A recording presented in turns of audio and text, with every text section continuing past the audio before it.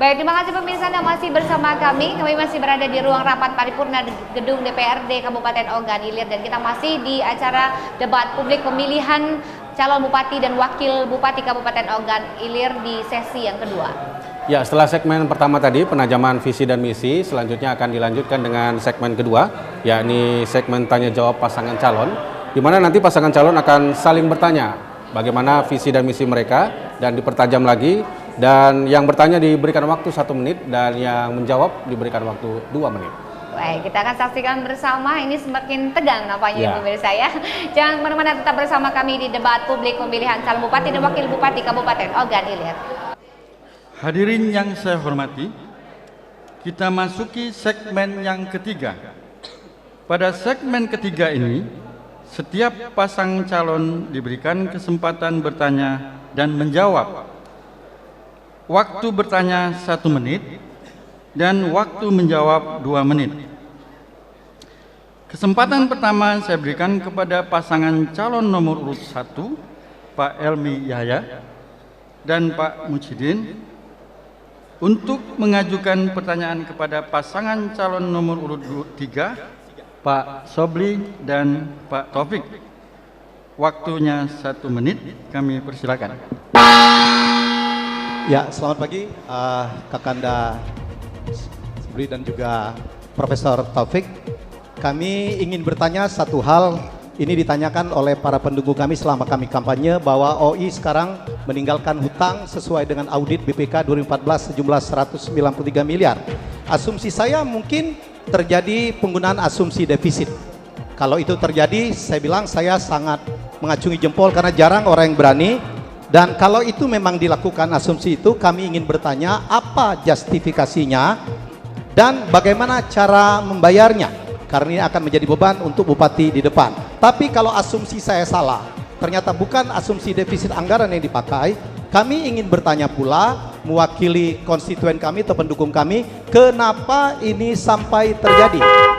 Sebagai auditor, kalau masalah penurunan dana perimbangan itu terjadi di 2015, bukan 2014. Mohon penjelasan. Terima kasih, Kakanda. Terima kasih Adinda Helmi Yahya dan Adinda Musendi Mozareki atas pertanyaannya. Terhadap apa yang ditanyakan mengenai hutang pokok senilai lebih kurang 190 miliar. Saya ingin sampaikan pada kesempatan yang baik ini bahwa dalam struktur APBD kita tidak mengenal anggaran defisit.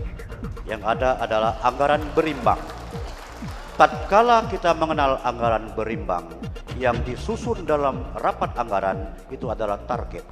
Tatkala target tidak mencapai, realisasi tidak tercapai target, maka ada defisit, dan itu dalam pembukuan struktur APBD disebut dengan istilahnya hutang pokok, dan itu menjadi unsur dari pembiayaan. Oleh karena itu 190 miliar itu terjadi karena dalam rapat pembahasan APBD antara Panitia Anggaran Eksekutif dan Badan Anggaran Legislatif DPRD disepakati bahwa untuk menyusun pelapon anggaran berupa anggaran bagi hasil, karena belum ada keputusan Menteri Keuangan pada saat rapat anggaran, sehingga menggunakan basis anggaran tahun sebelumnya. Tatkala realisasi, ternyata anggaran yang sudah ditetapkan tidak tercapai karena persoalan harga minyak, persoalan bermacam-macam yang itu urusan pemerintah pusat, maka kita menerima bahwa anggaran berkurang dari semula yang direncanakan sehingga realisasinya tidak tercapai, dan itulah yang disebut dengan hutang pokok dalam pembukuan APBD. Dan itu akan diselesaikan manakala pembahasan RAPBD tahun berikutnya itu akan diselesaikan menjadi pembiayaan dan menjadi tanggung jawab pemerintah daerah untuk diselesaikan, hanya terlambat masuknya, bukan defisit tidak ada uangnya. Sekali lagi, mohon dibedakan pengertian hutang di luar dengan hutang dalam APBD. Dalam APBD, hutang itu berarti anggaran yang tidak terrealisasi sesuai dengan plafon yang ditetapkan. Baik, waktunya cukup. Kami persilakan pasangan nomor urut 3, Pak Sobli dan Pak Taufik, memberikan pertanyaan kepada pasangan calon nomor urut 2, Pak Noviadi dan Pak Ilyas. Waktunya 1 menit, dipersilakan. Terima kasih. Yang saya hormati Saudara pasangan calon nomor urut 2, Awi Nopiadi dan Ilyas Panjalam. Saya ingin bertanya terkait tadi yang disampaikan dalam visi misi bahwa akan menempatkan sumber daya manusia di tempat pekerjaan yang benar. Terkait dengan itu pula kita mengetahui bahwa urusan pemerintahan ini yang ditangani oleh daerah adalah urusan konkuren. Oleh karena itu saya ingin bertanya, urusan konkuren dalam wilayah kabupaten yang terkait dengan penempatan aparatur yang benar di tempat yang benar itu seperti apa, dan mohon kiranya dapat dijelaskan secara garis besarnya. Terima kasih. Baik, untuk pasangan nomor urut 3, saya akan mencoba menjawab pertanyaannya. Ya, salah satu urusan konkuren ya. Konkuren itu kebijakan dari pemerintah provinsi atau pusat yang diberikan kepada pemerintah daerah sehubungan dengan tadi menyatakan akan menempatkan sumber daya manusia sesuai dengan keahliannya, karena di dalam undang-undang sendiri sudah dijelaskan untuk mendapatkan hasil yang maksimal dalam bekerja, tentunya kita harus menempatkan tenaga yang sesuai dengan kompetensinya, sesuai dengan kemampuannya, sehingga standar operasional pekerjaan pada dinas dan instansi tersebut dapat dilaksanakan dengan baik.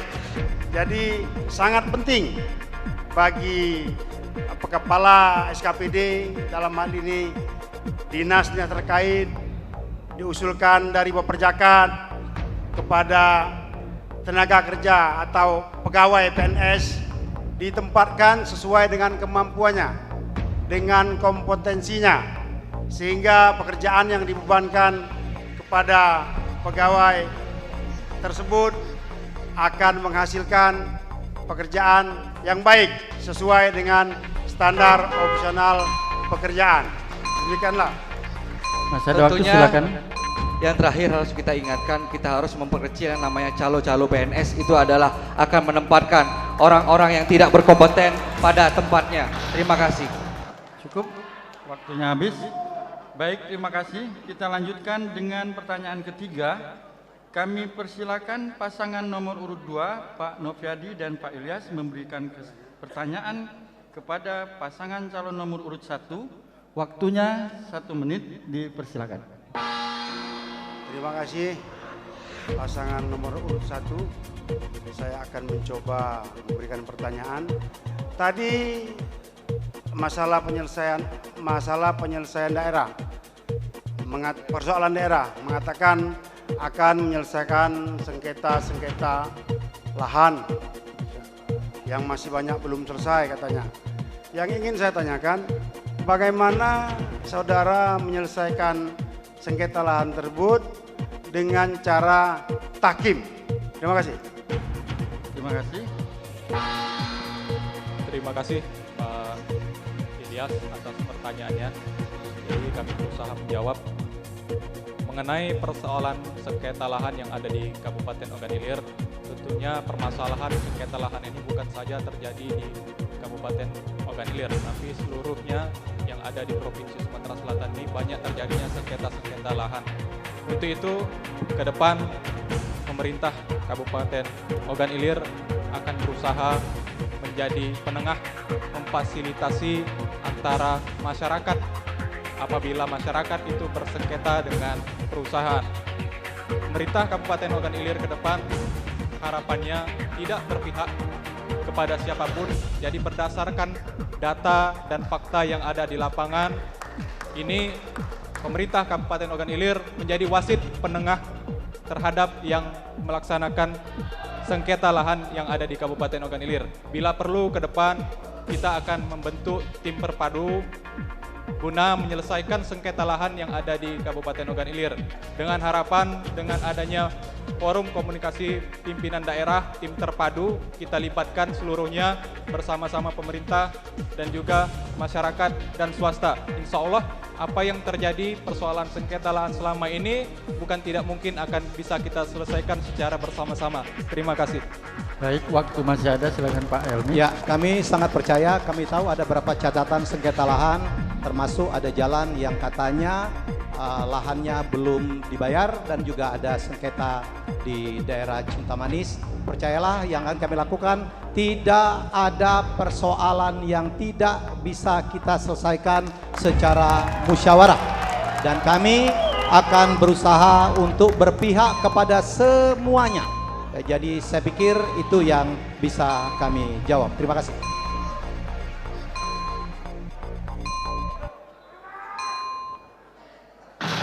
Baik, terima kasih.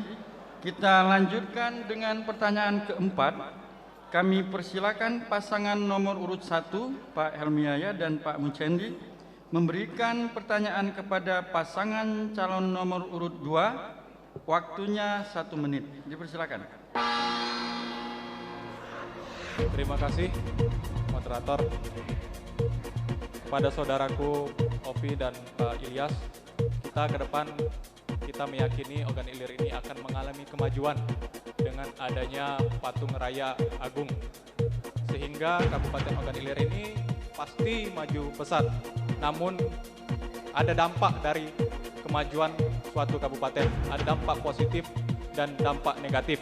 Tentu dampak negatif antara lain ada HIV/AIDS dan juga kekerasan seksual dan juga ada kenakalan remaja, putus sekolah, bahkan ancaman narkoba terhadap kabupaten yang kita cintai ini. Dan kami menanyakan, kalau hal itu terjadi, bagaimana cara pemerintah Kabupaten Ogan Ilir ke depan untuk menyelesaikan permasalahan tersebut. Terima kasih. Baik, terima kasih.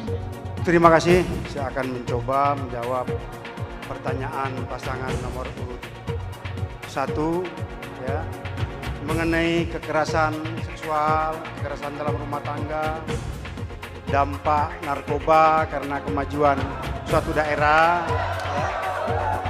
Negara kita negara hukum. Semua melalui proses hukum. Bagi yang salah akan diproses hukum. Untuk kenakalan narkoba, salah satunya kita akan memberikan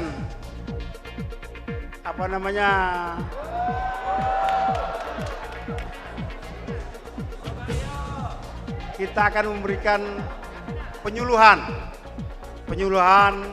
melalui dinas pendidikan, bahwa begitu bahayanya dampak narkoba bagi generasi muda, mengingat narkoba bisa merusak bangsa Indonesia, bukan saja merusak orang per orang, tapi bisa menghancurkan negara. Jadi kita sangat concern untuk masalah pemberantasan narkoba. Kepada pihak kepolisian juga ya, kita akan membantu memfasilitasi penyuluhan, karena pengguna narkoba tidak hanya bisa membuat orang menjadi bodoh, tapi juga bisa menyebabkan kematian dan berakhir dengan penjara. Juga mengenai kekerasan-kekerasan lain. Jadi akhlakul karimah kepada, terima kasih karena waktunya sudah habis.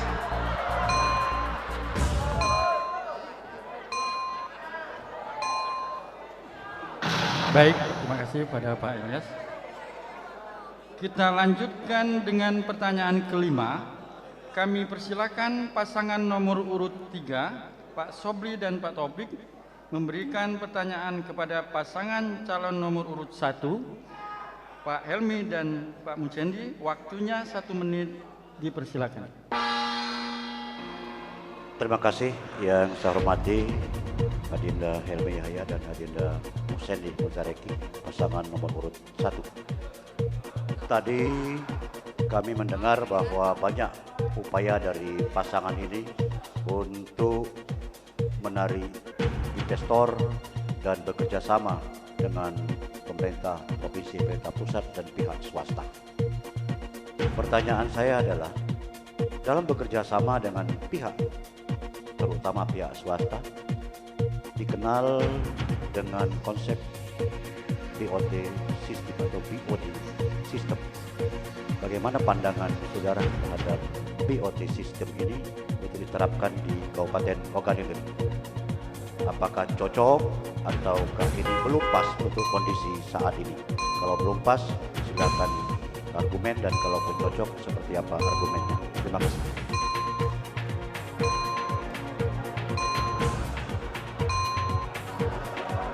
Baik, terima kasih. Pak Helmi Yahya dan Pak Mucendi dipersilakan untuk menjawab. Waktunya 2 menit, dipersilakan. Mohon maaf Pak Sobri, karena waktu Anda bicara pendukung Anda berisik, jadi saya tidak bisa dengar. Apakah ya, saya tidak bisa mendengar. Baik. Ya, apakah yang Anda maksudkan BOT? Build, Operate, Transfer. Ya. Bismillahirrahmanirrahim. Baik. Konsep pembangunan kemitraan antara pemerintah dengan swasta memang bisa dilakukan dengan konsep build, operate, transfer. Ya, biasanya yang dilakukan, walau ini banyak bermasalah Pak Sobri, ya, yang dilakukan adalah pemerintah daerah mempunyai lahan dan kemudian swasta membangun, kemudian mengoperate-nya, dan kemudian dengan jangka waktu tertentu, biasanya 25 tahun, akan dikembalikan kepada pemerintah. Saya pikir untuk kabupaten kita yang anggarannya sangat minim untuk pembangunan karena banyak utang, ya, saya pikir konsep BOT adalah sesuatu yang sangat-sangat kita butuhkan. Yang harus kita lakukan bagaimana meyakinkan pihak swasta agar mereka confident, dan alhamdulillah saya adalah pengusaha properti, membantu cukup banyak proyek-proyek BOT. Mohon maaf, cukup banyak proyek BOT. Insya Allah saya akan bisa mengawal karena banyak sekali persoalan hukum yang diakibatkan oleh BOT. Sekarang konsep yang lebih baik adalah BTO, Build, Transfer, Operate. Ya, swasta membangun, diserahkan dulu title-nya ke pemerintah. Setelah itu swasta yang akan mengoperate, ambillah keuntunganmu, ya, dan setelah itu baru ya, itu artinya title-nya tetap di pemerintahan, dan itu model yang lebih aman secara legal. Terima kasih. Terima kasih. Kita lanjutkan dengan pertanyaan ke-6.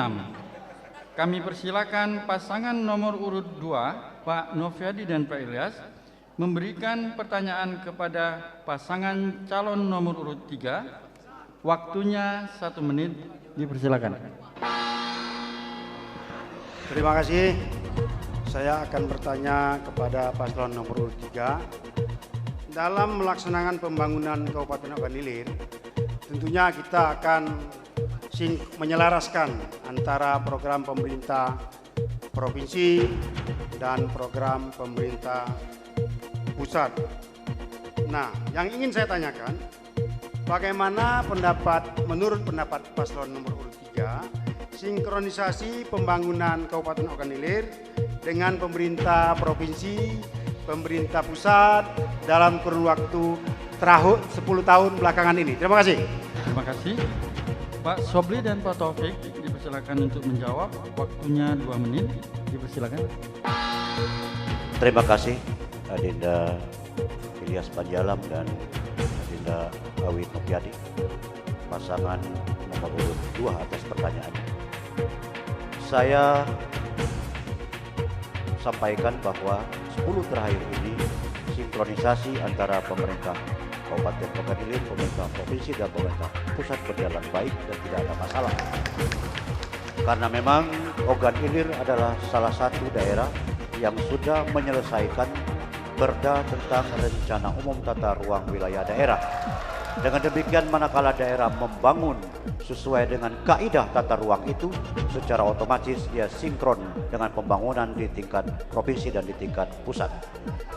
Termasuk juga pemerintah pusat belakangan ini sering memberikan dana stimulus stimulan untuk daerah untuk mendorong, memacu dan memicu daerah supaya berperan lebih aktif. Alhamdulillah ini sudah nyambung. Contohnya program perumahan, program pembangunan perumahan tidak layak huni yang tempoh hari distimulus oleh pemerintah pusat. Alhamdulillah daerah terakhir ini sudah mulai memberikan bantuan untuk perumahan tidak layak huni karena mengadopsi program dari pemerintah pusat tersebut. Termasuk juga program-program pendidikan, program kesehatan sudah diadopsi. Tetapi ke depan menurut kami perlu peningkatan. Karena kalau pemerintah pusat ada program pendidikan dengan kartu pintar, provinsi ada program pendidikan gratis, kabupaten harus berperan pula memberikan bantuan kepada anak-anak sekolah supaya gratis pula bukunya dan gratis pula pakaian seragamnya. Sehingga pemerintah daerah mensupport program yang dilaksanakan oleh pemerintah pusat.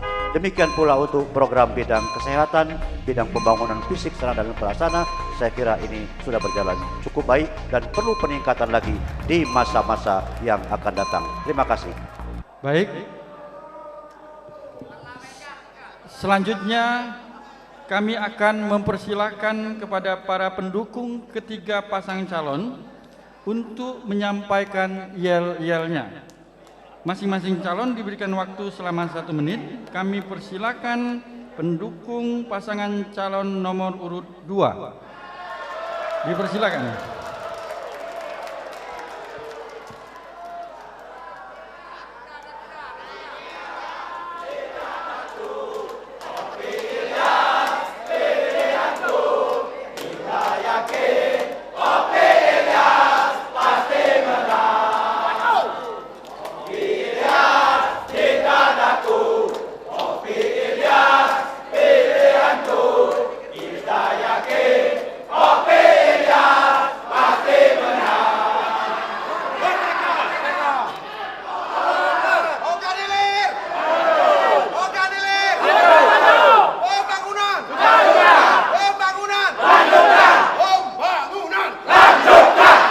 Terima kasih.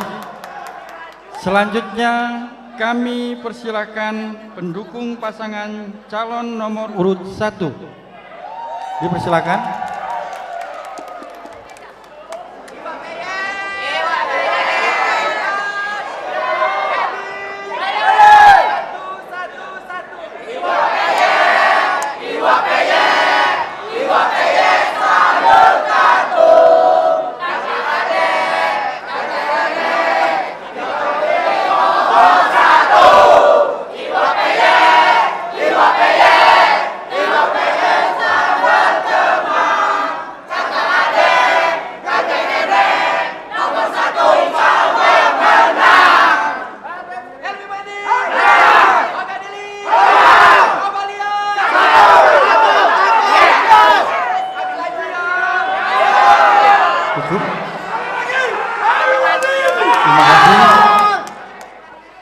Terakhir kami persilakan pendukung pasangan calon nomor urut 3. Dipersilakan.